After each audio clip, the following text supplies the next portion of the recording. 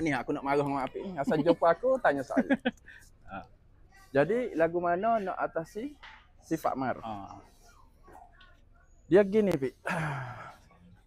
Semua orang yang tenang, lo ni dia dah tenang, nampak cool.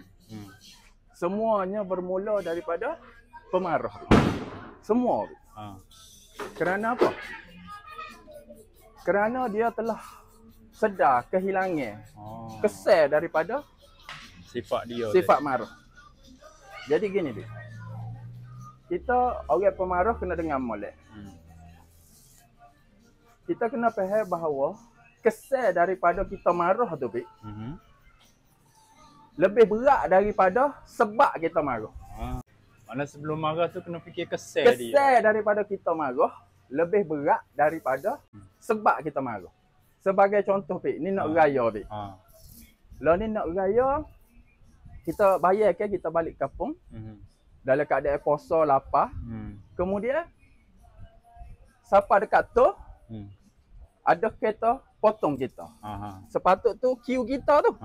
Jadi, sebab kita marah kerana apa? Kerana orang kurang ajar dengan kita. Betul. Maka kita marah. Itu sebab kita marah. Orang kurang ajar. Kemudian kita turun daripada kereta kita. Kita pun bok katak. Mati. Hak kita katak tu.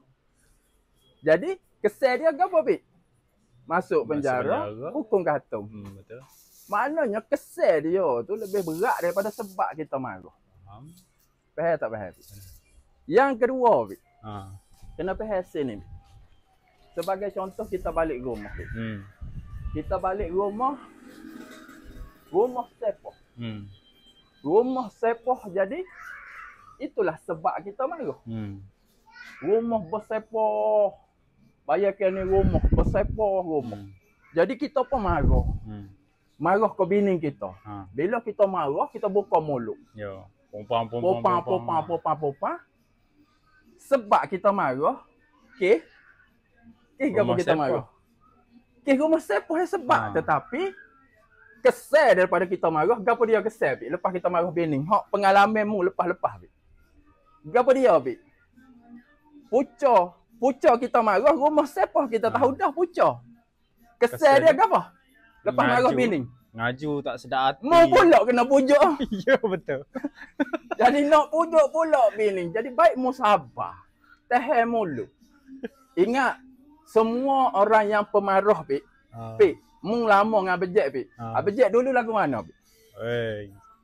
Royak betul-betul, Pik. Tak apa, Pik. Buat kita dulu lakon. katok meja, weh. Kalau marah tu tunggang langgar meja. Tetapi Abjek sedar dah kesal daripada Abjek marah tu lebih berat daripada sebab Abjek marah. Ingat poin ni. Nah? Prinsip botol kok. Jangan buka. Bila mu kocok botol kok dia nak meluap, dia nak sembuh tu, Pik. Mu jangan buka tudung. Mu biar duduk dalam 10 minit. Mu buka beres dah lah. Mu buka mulut ketika tu, gak sembuh lah. Kepada orang yang pemarah di luar sana, cukup lah tu. Siapa satu peringkat kita kena belajar dah, Pik. Daripada kehilangan.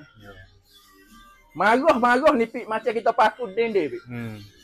Nampak? Ada kesal tak? Ni mental anak kita, Pik.